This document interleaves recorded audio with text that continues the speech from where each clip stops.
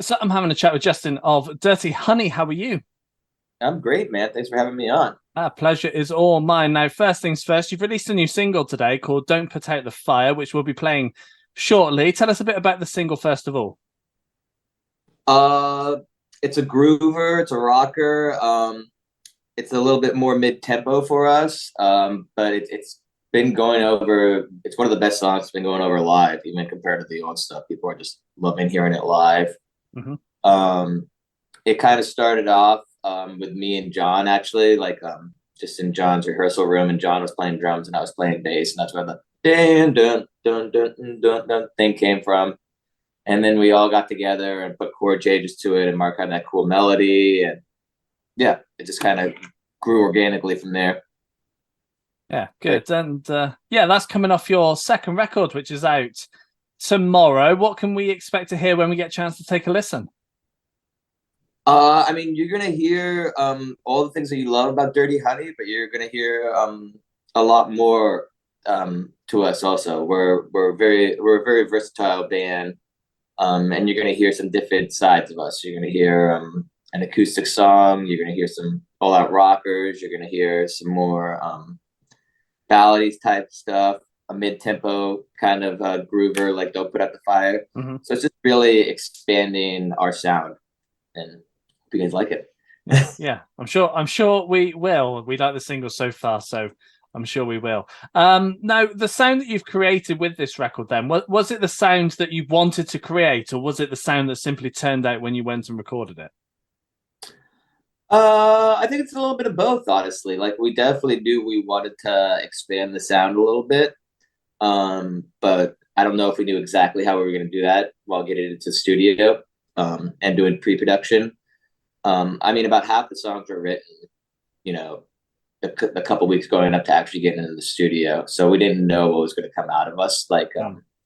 There's a song called "You Make It All Right" towards the end of the record, and that was really birthed out of the four of us just being in the rehearsal room together and actually spending all day working on another tune that didn't make the record. And then we were all jamming this for like the last 30 minutes, and pretty much the whole song poured out of us, like the melodies, the chords, and everything. I'm sure Mark finished the lyrics in Australia, but that was really special to us. You know, it really connected the four of us right before we went into the studio.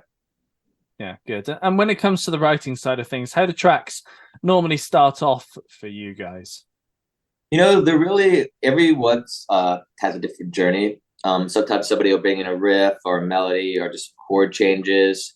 You know, everybody in the band writes. So they all start different. I might start with a riff, or John might have a riff. Mark might have a melody or a riff. Our new drummer Jaden's really great with melodies. Or it might just start organically with the four of us just jamming at sound check or in the room. So every song's got a different story, honestly. Yeah, and how is Jaden getting on now he's a part of the group? Oh, we love him. You know, he's part of the family already, and he's been a close friend of ours for a long time. He actually John and I used to live with him, kind of before the band got going. And he actually played on some of the early demos before Corey joined. Probably would have been the drummer originally, but he got like a big touring gig, kind of while we were still like doing the bar scene. Didn't really have anything going on. But yeah, it's just like he's one of my best friends, so I couldn't ask for a better person to step into the role. Yeah, great to hear. And you're on tour at the moment. You've toured for a month. You've got a couple more months left. How's it been? And I bet you can't wait for the rest. It's been awesome. We played Charlotte last night, and the crowd was crazy. We played "Won't Take Me Alive," and we had the whole crowd jumping up and down during it.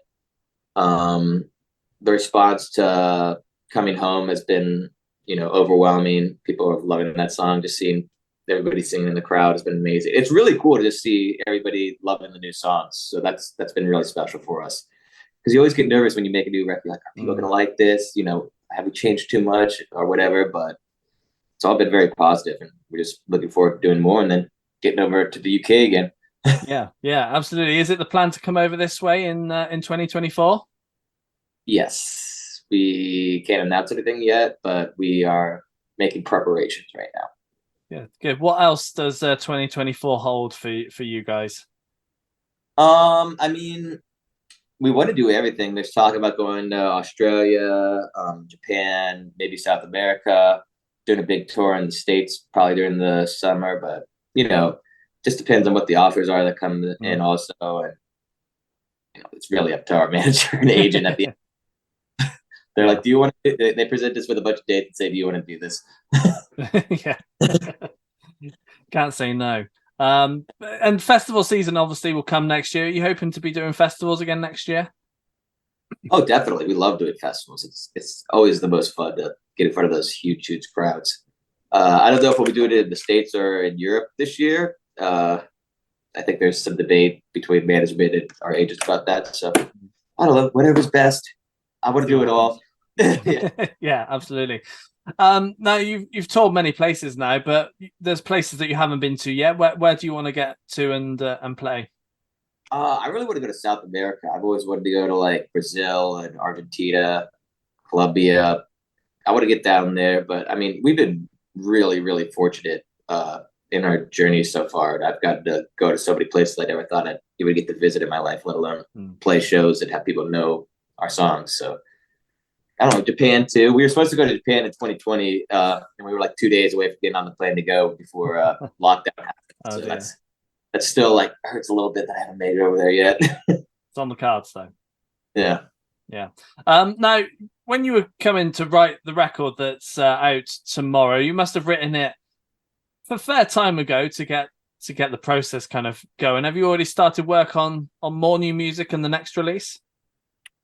Yeah, I mean, we're jamming at Soundcheck every day. We get our iPhone recorders out and record it. So we're just kind of stockpiling right now. And then, this is kind of how it works with us. We'll stockpile a bunch of stuff. And then when we have some free time, we'll get together and kind of shape them more into concrete songs.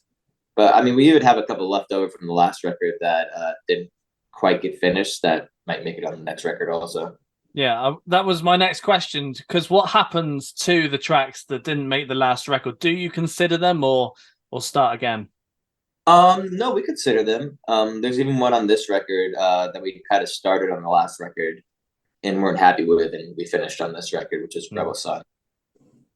Yeah, cool. Well, Justin, it's been great having a catch up with you. Oh, you too, man.